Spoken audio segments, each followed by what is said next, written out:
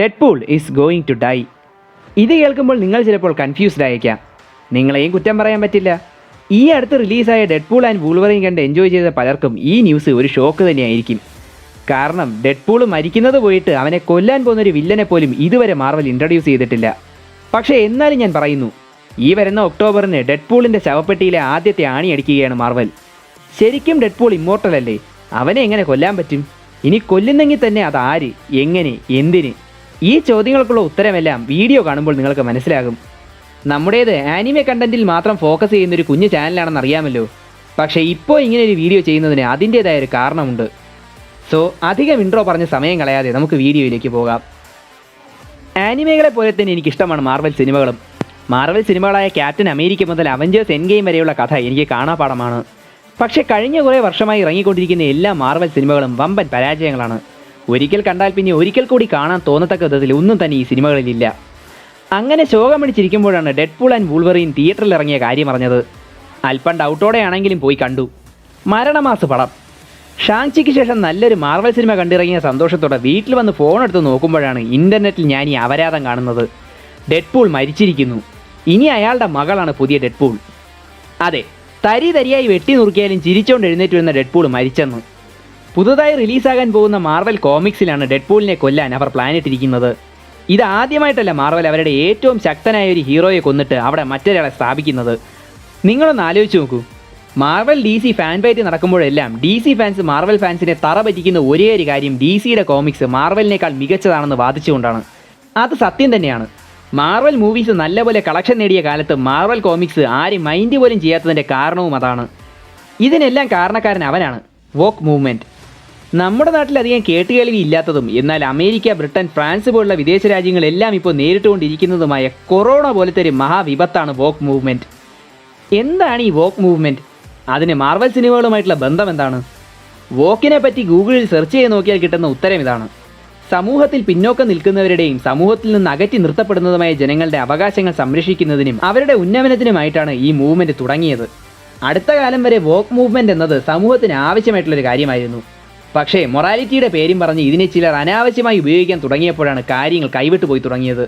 ഇത് ഏറ്റവും കൂടുതൽ ബാധിച്ചത് ഹോളിവുഡിനെയായിരുന്നു. വോക്കിൻ്റെ സന്ദേശം എല്ലാവരിലും എത്തിക്കാൻ വേണ്ടിയിട്ട് സിനിമകളെ ഉപയോഗിക്കാൻ തുടങ്ങി. പക്ഷേ മാർവൽ മൂവീസ് ആ സമയത്ത് സ്റ്റാൻലിയുടെ phase 3 story line strictly follow ചെയ്തുകൊണ്ടാണ് സിനിമകൾ ഇറക്കിക്കൊണ്ടിരുന്നത്. അതുകൊണ്ട് തന്നെ ഈ സമയത്ത് വോക്ക് മാർവൽ സിനിമകളെ ബാധിച്ചില്ല. പക്ഷേ മാർവൽ കോമിക്സ് ആണ് ആ കാലത്ത് വോക്ക് ട്രെൻഡ് ഫോളോ ചെയ്തു തുടങ്ങിയത്. സ്ത്രീകളുടെ ഉന്നമനമായിരുന്നു മാർവലിൻ്റെ ഉദ്ദേശം. അതിനുവേണ്ടി തുടക്കം മുതലേ ഉണ്ടായിരുന്ന അയൺമാൻ, ക്യാപ്റ്റൻ അമേരിക്ക, ഹൾക്ക് പോലുള്ള കഥാപാത്രങ്ങളുടെ സ്ഥാനത്തേക്ക് അവരുടെ അതേ ശക്തികളും കഴിവുകളുമുള്ള സ്ത്രീ കഥാപാത്രങ്ങളെ മാർവൽ കുത്തിക്കയറ്റി തുടങ്ങി. പക്ഷേ വളരെ പെട്ടെന്ന് നടത്തിയ ഈ മാറ്റം ഫാൻസിന് ഇഷ്ടപ്പെട്ടതേയില്ല. മാർവൽ കോമിക്സിനെ ഫാൻസ് അങ്ങനെ ശ്രദ്ധിക്കാതായി. മാർവൽ മൂവീസിൽ ഒരുവിധം നല്ല സിനിമകൾ വന്നുകൊണ്ടിരുന്നത് കൊണ്ട് ആൾക്കാർ കോമിക്സിനെ ഉപയോഗിച്ചിട്ട് സിനിമകൾ കാണാൻ തുടങ്ങി. പക്ഷേ മാർവൽ മൂവീസ് ഫേസ് 4 പ്രഖ്യാപിച്ചതിന് ശേഷം ഇറങ്ങിയ എല്ലാ സിനിമകളും സീരീസുകളും വോക്കിൻ്റെ ചുവട് പിടിച്ച് തന്നെയായിരുന്നു ഇറങ്ങിയത്. പ്രേക്ഷക പ്രീതി നേടിയ മാർവൽ സീരീസുകളായ WandaVision, Falcon and Winter Soldier, Loki തുടങ്ങി നേരത്തെ ഞാൻ സൂചിപ്പിച്ച മാർവൽ ഫേസ് 4 സിനിമയായ ഷാങ്ചിയിൽ പോലും വോക്കിൻ്റെ സ്വാധീനമുണ്ട്. നല്ല കഥയുണ്ടായിരുന്നത് കൊണ്ടാണ് ഈ പറഞ്ഞ സീരീസുകളും സിനിമകളും ഒക്കെ ഹിറ്റായത്. അതേസമയം സ്ത്രീ കഥാപാത്രങ്ങളെ കൊണ്ടുവരാൻ വേണ്ടി മാത്രം ഇറക്കിയ സിനിമകളും സീരീസുകളും എല്ലാം പൊട്ടി പടമാവുകയും ചെയ്തു. അതിൻ്റെ ഉദാഹരണങ്ങളാണ് she Hulk, iron heart, miss Marvel പോലുള്ള കഥാപാത്രങ്ങൾ. ഈ ക്യാരക്ടേഴ്സിൻ്റെ സിനിമകൾ കൊണ്ട് മാർവലിന് നഷ്ടം മാത്രമേ ഉണ്ടായിട്ടുള്ളൂ. ഷീ ഹൾക്ക് സീരീസിന് വേണ്ടി ഏതാണ്ട് $225 മില്യൺ മാർവൽ ചിലവാക്കിയത്. അത് ഡെഡ്പൂൾ ആൻഡ് വൂൾവറീൻ്റെ ബഡ്ജറ്റിനേക്കാളും കൂടുതലാണ്. എന്നിട്ട് അത്രയും പൈസ മുടക്കി മാർവൽ നമുക്ക് ഷീ ഹൾക്കിലൂടെ കാണിച്ചു തന്നതോ ദേ ഇത്. കാർഡി ബി ആരാണെന്ന് നിങ്ങൾക്ക് നല്ലപോലെ അറിയാമല്ലോ. അപ്പോൾ അത്തരത്തിലൊരു വ്യക്തിയെ വെബ് സീരീസ് പോലുള്ളൊരു മാധ്യമത്തിലേക്ക് കൊണ്ടുവന്നിട്ട് ആ സീരീസിലെ മെയിൻ ക്യാരക്ടറായ ഷീ ഹൾക്കിനോടൊപ്പം ഇമ്മാതിരി കോപ്രായം കാട്ടിയതിലൂടെ സ്ത്രീ ശാക്തീകരണത്തിനായിട്ടുള്ള ഏതുതരം സന്ദേശമാണ് മാർവൽ തങ്ങളുടെ ഫാൻസിന് നൽകിയതെന്ന് സയൻറ്റിസ്റ്റുകൾക്ക് പോലും ഇതുവരെ കണ്ടെത്താനായിട്ടില്ലെന്നതാണ് സത്യം. വക്കാണ്ട ഫോറെവർ എന്ന സിനിമയിലൂടെ പുതിയ ബ്ലാക്ക് പാന്തറായിട്ട് ടച്ചാലയുടെ സഹോദരി ഷൂരി വന്നത് നമുക്ക് അംഗീകരിക്കാനാവുന്നൊരു കാര്യമാണ്. പക്ഷേ ആ സിനിമയിൽ ഒരു കാര്യവുമില്ലാതെ അയൺമാൻ്റെ നെക്സ്റ്റ് ജനറേഷൻ എന്ന പേരിൽ എന്തർത്ഥത്തിലാണ് അയൺ ഹാർട്ടിനെ മാർവൽ പൊക്കിക്കൊണ്ടു വന്നതെന്ന് എത്ര ആലോചിച്ചിട്ട് മനസ്സിലാകുന്നതേയില്ല. അയൺമാനുമായിട്ട് നേരിട്ട് ഒരു ബന്ധവുമില്ലാത്ത ഒരാളെ എങ്ങനെയാണ് ഫാൻസ് അയാളുടെ പകരക്കാരിയായിട്ട് അംഗീകരിക്കുന്നത്? സത്യത്തിൽ മാർവൽ സിനിമാറ്റിക് യൂണിവേഴ്സിലെ സംഭവങ്ങൾക്കനുസരിച്ച് ടോണി സ്റ്റാർക്കിന് പകരക്കാരനാവാൻ സാധിക്കുന്നത് 3 പേർക്ക് മാത്രമാണ്. 1 അയാളുടെ ഭാര്യയായ പെപ്പർ, 2 അയൺമാൻ 3യിൽ വെച്ച് ടോണി പരിചയപ്പെടുന്ന ഹാർലി കീനർ എന്ന പയ്യൻ, 3 ടോണിയുടെ മകളായ മോർഗൻ സ്റ്റാർക്ക്. പക്ഷേ ഇവരുടെ സ്ഥാനത്തേക്ക് അയൺ ഹാർട്ട് അഥവാ റിറി വില്യംസ് എങ്ങനെയാണ് എത്തിയത്? ഉത്തരം വളരെ സിമ്പിളാണ്.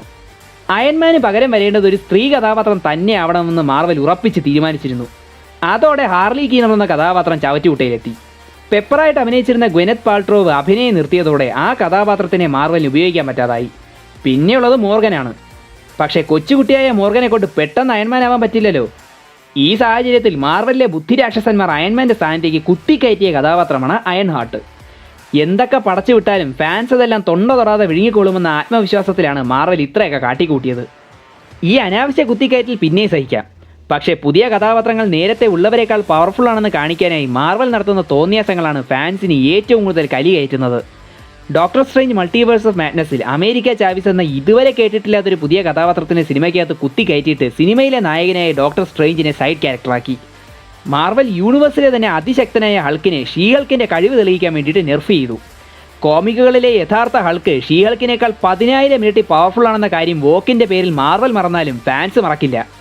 തോർ ലവ് ആൻഡ് തണ്ടറിൽ പ്രേക്ഷകരുടെ പ്രിയപ്പെട്ട സൂപ്പർ ഹീറോയും നോർസ് മിത്തോളജിയിലെ ദൈവവുമായ തോറിനെ ഫാൻസിൻ്റെ മുന്നിൽ വെച്ച് തന്നെ തുണിയഴിച്ച് അപമാനിച്ചു. ആ സിനിമയ്ക്കകത്ത് ഈ കാഴ്ച കണ്ട് വാൽക്കയറിയും ടീമുമൊക്കെ ഇരുന്ന് ചിരിക്കുന്നുണ്ട്. പക്ഷേ തോറിൻ്റെ സ്ഥാനത്ത് വാൽക്കയറി ആയിരുന്നെങ്കിലോ എന്ന് ആരെങ്കിലും ചിന്തിച്ചു നോക്കിയിട്ടുണ്ടോ? എങ്കിൽ ഇത്തരത്തിലൊരു സിനിമ പുറം ലോകം കാണാൻ പോലും മാർവൽ അനുവദിക്കില്ലായിരുന്നു. അതും പോരാഞ്ഞ ഒരു ലേഡി തോറിനെ കൂടി എക്സ്ട്രാ ഫിറ്റിങ്സ് കണക്കി ആ സിനിമയ്ക്കകത്തേക്ക് അടിച്ചു കയറ്റി. എന്നിട്ട് സിനിമ മുഴുവൻ തോറിനെ ഒരു കോമാളി വേഷം കെട്ടിക്കുകയും ചെയ്തു. ഇമാതിരി പോക്കൃത്തരങ്ങൾ കാരണം കോടിക്കണക്കിന് രൂപയാണ് മാർവലിന് നഷ്ടം വന്നത്. അതിനെതിരെ പ്രതികരിച്ച ഫാൻസിനെയൊക്കെ ടോക്സിക് ഫാൻസ് എന്ന് മുദ്രകുത്തി തങ്ങളുടെ ഫാൻ ബേസിലെ നല്ലൊരു പങ്ക് മാർവൽ നശിപ്പിക്കുകയും ചെയ്തു. അങ്ങനെ മാർവലിൽ നിന്നും ഇനി നല്ലതൊന്നും ഉണ്ടാവാൻ പോകുന്നില്ല എന്ന് നമ്മളെല്ലാം ഉറപ്പിച്ചിരിക്കുമ്പോഴാണ് എല്ലാ ഫാൻസിനും പ്രതീക്ഷ നൽകിക്കൊണ്ട് ഡെഡ്പൂൾ ആൻഡ് വൂൾവറിൻ സിനിമ തിയേറ്ററിലെത്തിയത്.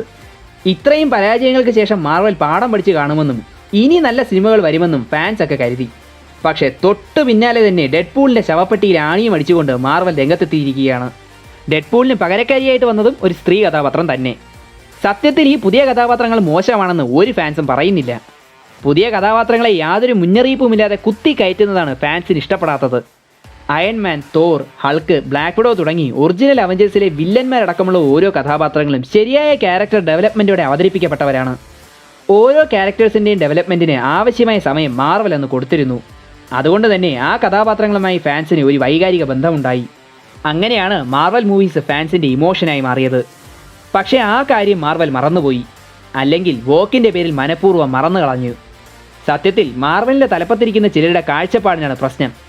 ശക്തരായ പുരുഷ കഥാപാത്രങ്ങളെ കോമാളി വേഷം കെട്ടിച്ചും കൊന്നുതള്ളിയും അവരുടെ സ്ഥാനത്തേക്ക് സ്ത്രീ കഥാപാത്രങ്ങളെ കുത്തിക്കയറ്റിയും തൊലിവെളുത്ത ഹീറോസിൻ്റെ പുറത്ത് കറുത്ത പെയിൻ്റടിച്ചും സമത്വം നേടാമെന്ന കാലഹരണപ്പെട്ട വെസ്റ്റേൺ ചിന്താഗതി മാറിയാൽ തന്നെ മാർവലിലെ എല്ലാ പ്രശ്നങ്ങളും അവസാനിക്കും.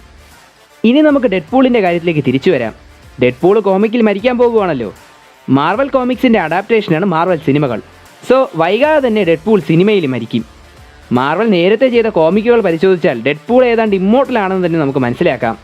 പക്ഷേ ഒരു പുതിയ ക്യാരക്ടറിനെ കുത്തിപ്പൊക്കാനുള്ള മാർവലിൻ്റെ തത്രപ്പാടിനിടയ്ക്ക് അവർ ഈ കാര്യം മറന്നുപോയി തോന്നുന്നു. ഡെഡ്പൂളിൻ്റെ മകൾ കൂടി ഡെഡ്പൂൾ ആയിക്കോട്ടെ, പക്ഷേ അതിന് ഡെഡ്പൂളിനെ കൊല്ലേണ്ട കാര്യമുണ്ടോ? ഡെഡ്പൂൾ ജീവിച്ചിരിക്കെ തന്നെ ഡെഡ്പൂളിനോടൊപ്പം നിന്ന് ആ കഥാപാത്രവും വളരട്ടെ. അങ്ങനെ ഫാൻസിന് ആ പുതിയ കഥാപാത്രത്തിനോട് അടുക്കാനുള്ള സമയം നൽകുകയാണ് വേണ്ടത്. ശക്തരായ സ്ത്രീ കഥാപാത്രങ്ങൾ ഹോളിവുഡിൽ ഇതിനു മുൻപും ഉണ്ടായിട്ടുണ്ട്. Kill Bill, Tomb Raider, Terminator, Mad Max അങ്ങനെ എത്രയെത്ര സിനിമകൾ കണ്ട് അതിലെ ഫീമെയിൽ ക്യാരക്ടേഴ്സിനെ നമ്മൾ കൈയടിച്ചിട്ടുണ്ട്. അപ്പോൾ പുതിയ സ്ത്രീ കഥാപാത്രങ്ങളല്ല ഇവിടെ പ്രശ്നം. ഫാൻസിന് വേണ്ടത് കഥയുള്ള കഥാപാത്രങ്ങളാണ്, അല്ലാതെ കഥാപാത്രങ്ങളെ കൊണ്ടുവരാൻ വേണ്ടി മാത്രം എങ്ങനെയെങ്കിലും തട്ടിക്കൂട്ടി വെച്ച കഥകളല്ല. ഇതൊക്കെ കേട്ടിരിക്കുന്ന ആനിമെ ഫാൻസിന് മാർവലിൻ്റെ പതനവും വോക്കും ആനിമയുമായിട്ട് എന്താണ് ബന്ധമെന്ന് തോന്നിക്കാണും. അതെന്താണെന്ന് പറയുന്നതിന് മുൻപ് ഇതുവരെ ഈ വീഡിയോ കണ്ടിരുന്ന എല്ലാ പ്രേക്ഷകർക്കും ഞങ്ങൾ നന്ദി പറയുകയാണ്. നിങ്ങളുടെ സപ്പോർട്ടാണ് ഞങ്ങളുടെ ഊർജ്ജം. അപ്പോൾ നമുക്കിനി കാര്യത്തിലേക്ക് കടക്കാം. വോക്കിനെ നമ്മൾ ആനിമെ ഫാൻസ് എന്തിന് ഭയക്കണം?